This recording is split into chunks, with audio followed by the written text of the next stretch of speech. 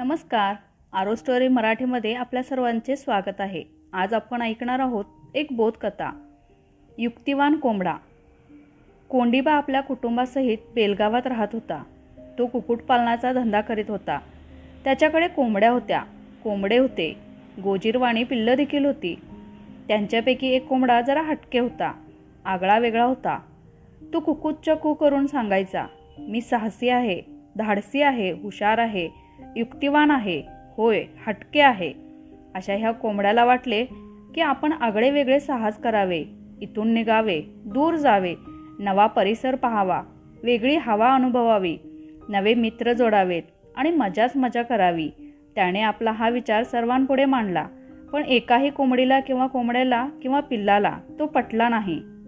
प्रत्येकाचे एकच म्हणणे, तू आगळा वेगळा आहेस, आम्ही नाही. साहस करणे कुणालाच पटले नाही. म्हणून तो आगळा वेगळा कोंबडा एकटाच निघाला. कोंडीबाच्या घरापासून थोडासाच दूर गेला आणि नको घडायला तेच घडले. कोंडीबा काही वस्तूंच्या खरेदीसाठी बाजारात गेला होता. तो परत फिरला तेव्हा त्याला भर रस्त्यात हा आगळा वेगळा कोंबडा दिसला. इथे हा चुकून आलेला दिसतोय असे त्याला वाटले. म्हणून त्याने कोंबड्यास पकडले, घरी आणून सोडले आणि मग तो आपल्या कामास लागला. कोंडीबा सतत काम करीत होता म्हणून त्याचे लक्ष त्या आगळ्या वेगळ्या कोंबड्याकडे नव्हते. म्हणून त्या कोंबड्याने काय केले, तो तिथून निसटला. लपत छपत हळूहळू पुढे जाऊ लागला. तो बराच दूर गेला, गावाच्या वेशीवर आला आणि आनंदाने कुक्कुटच्या कू ओरडत नाचू लागला. आनंदाच्या भरात ऐटीत चालू लागला. पुढे पुढे जाऊ लागला. मध्येच थांबला आणि इकडे तिकडे पाहू लागला. त्याला वेगवेगळे पक्षी दिसू लागले. त्यांची किलबिल त्याला भावली. गाई म्हशी चरत होत्या, त्या एकदम बिनधास्त होत्या.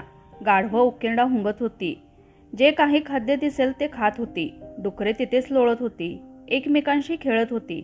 पक्ष्यांना, गाई म्हशींना, गाढवांना, डुकरांना कोंबड्याने हाय केले. मी तुमचा मित्र, तुम्ही माझे मित्र म्हटले. कुक्कुच्चकू करत कोंबडा म्हणाला, मला नवा परिसर पाहायला मिळाला, वेगळी हवा अनुभवायला मिळाली, नवे मित्रही मिळाले. मी धाडसी आहे. कोंबडा खुश झाल्याचा परिणाम काय झाला, त्याने आणखी पुढे जाण्याचे ठरवले आणि तो खरोखरच पुढे पुढे जाऊ लागला आणि पुष्कळ दूर गेलाही. तिथे चहूबाजूस ओसाड जमीन, पक्षी प्राणी गायब. असा एकटेपणा त्याला आवडला नाही. तो जरा घाबरला देखील. अशात त्याने दूरवर एक माणूस पाहिला. माणसाला पाहताच कोंबडा म्हणाला, वा छान, आपल्याला माणसाची सोबत मिळाली.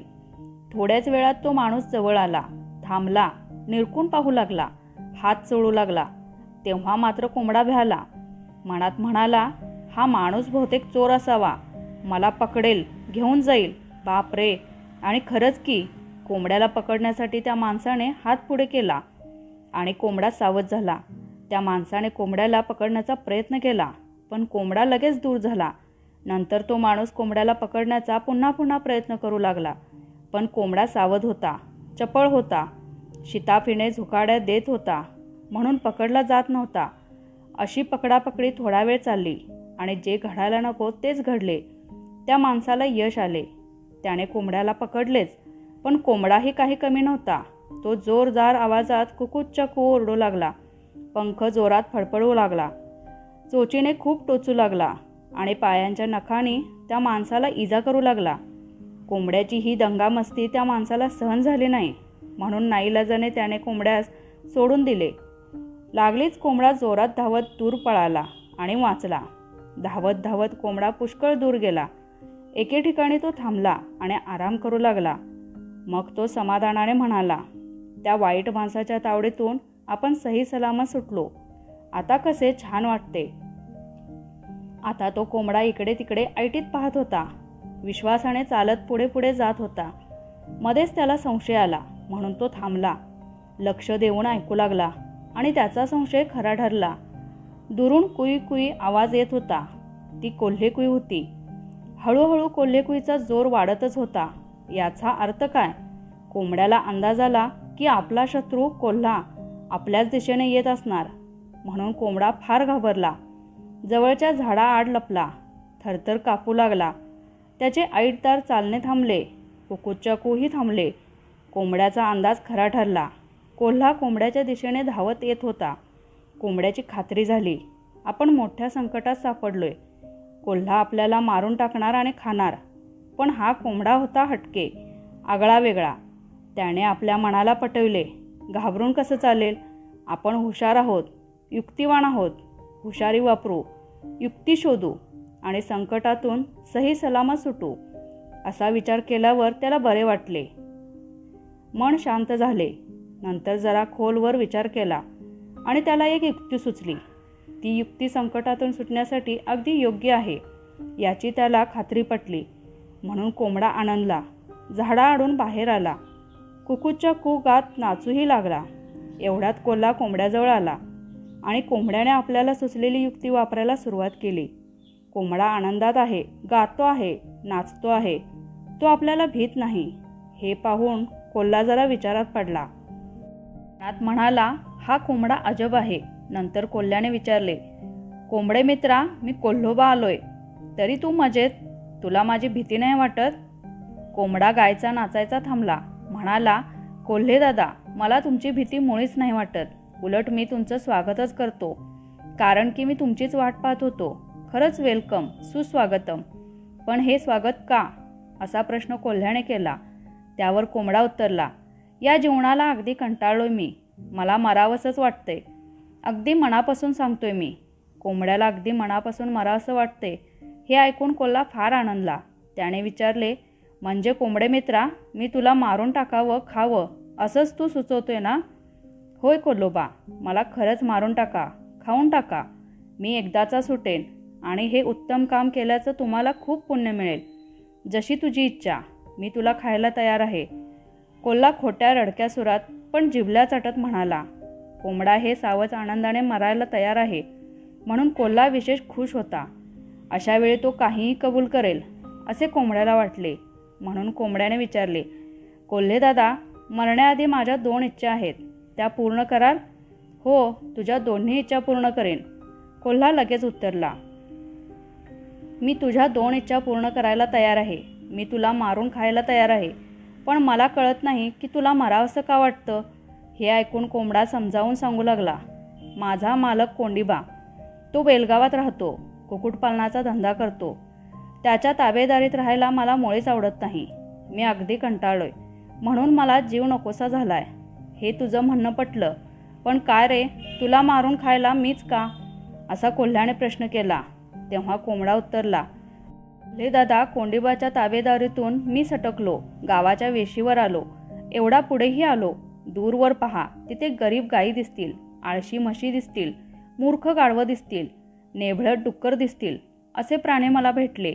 ते मला मारून काय खाणार? मग तुम्ही भेटलात तेव्हा मी आनंदलो, कारण तू मला खाऊ शकशील. खरं ना? हो, अगदी खरं, कोल्हा उद्गारला. कोंबड्याला मारून खायला कोल्हा उतावीळ झाला. म्हणाला, तुझ्या 2 इच्छा मी पूर्ण करतो. चल, सांग पहिली इच्छा. पोटभर खावं ही माझी पहिली इच्छा. मी केव्हाचा भुकेला आहे. कोंबड्याने असे सांगताच कोल्हा म्हणाला, इकडे येताना वाटेत मी एक सुटलेली पुडी पाहिली, त्यात खाण्याचे पदार्थ होते. चल, आपण ती पुडी पडली आहे तिथे जाऊ, तुला पोटभर खायला मिळेल. पण कोल्होबा, मी बेलगावहून इथंपर्यंत आलोय, खूप थकलोय, असे कोंबड्याने म्हणताच कोल्हा दुजोरा देत म्हणाला, तर मग बस माझ्या पाठीवर. आणि मग काय झाले? कोंबडा कोल्ह्याच्या पाठीवर बसला.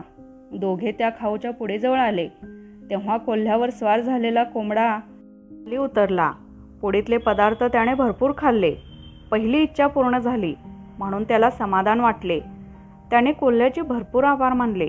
कोंबड्याची पहिली इच्छा पूर्ण केल्यावर कोल्ह्याने त्याची दुसरी इच्छा विचारली आणि कोंबडा लगेच म्हणाला, कोल्हे दादा, तुमचं गायन ऐकावं, ते ऐकून आनंदित व्हावं आणि मग सुखाने मरावं, अशी आहे माझी दुसरी इच्छा. एवढंच ना? अरे ऐक माझं गाणं, कुई कुई राग ऐक. असे म्हणून कोल्हा खरोखरच गाऊ लागला. कुई कुई कोल्हे कुई, कुई कुई कोल्हे कुई. कोल्ह्याचे हे गायन ऐकताना कोंबडा आनंदला. मनात म्हणाला, कोल्हा गातोय म्हणजे केवळ बोंबाबोंब करतोय. ही बोंबाबोंब ऐकून ह्याचा शत्रू कुत्रा येईल, मग दोघं भांडू लागतील, भांडणात रंगतील आणि तेव्हा मी हळूच पळून जाईन आणि जीवाणीशी वाचीन. माझी युक्ती सफल होईल. आणि खरोखरीच कोंबड्याच्या युक्तीमुळे कोल्हा संकटात सापडला. कसा ते पहाच. कोल्ह्याचे गायन ऐकत आला एक कुत्रा धावत. कुत्र्यास पाहून कळले कोल्ह्याला कोंबड्याने युक्ती योजून फसविले आपल्याला. कुत्रा कोल्हा एकमेकांचे वैरी, एकमेकांना बघताच शब्दांच्या फैरी. शब्दांच्या फैरींची झाली कमाल, दोघेही चिडले डोळे झाले लाल. कुत्र्याने कोल्ह्यावर केला हल्लाबोल, कोल्हाही शूर तोही करी हल्लाबोल. आता दोघांची लढाई जुंपली, कोंबड्याने त्यांची वाहवा केली. नंतर कोल्हा कुत्रा लढण्यात दंग, कोंबडा म्हणे मनात हा खरा जंग. कोल्होबा कुत्रोबा होते लढत, कोंबडा निघाला दोघांच्या नकळत. कुत्रा कोल्हा कोणीच नव्हते हरत, कोंबडा धूम पळे फडफड उडत. माझी युक्ती सफल, कोल्ह्याच फसला, मी आहे सलामत, कोंबडा हसत म्हणाला. कोंडिबाच्या घरी पोहोचला कोंबडा, कुकुच्या कुगात नाचे कोंबडा. पिल्लांना घडले ते सांगितले, कोंबडा म्हणे आज जीवावरचे संकट गेले. कोंबडा सांगे साहस केले म्हणून संकट आले, पण मी युक्ती वापरली म्हणून संकट टळले. काय मग आजची कथा कशी वाटली ते कमेंटद्वारे नक्की सांगा आणि अशाच आणखीन कथा ऐकण्यासाठी चॅनेलला सबस्क्राईब करा. धन्यवाद.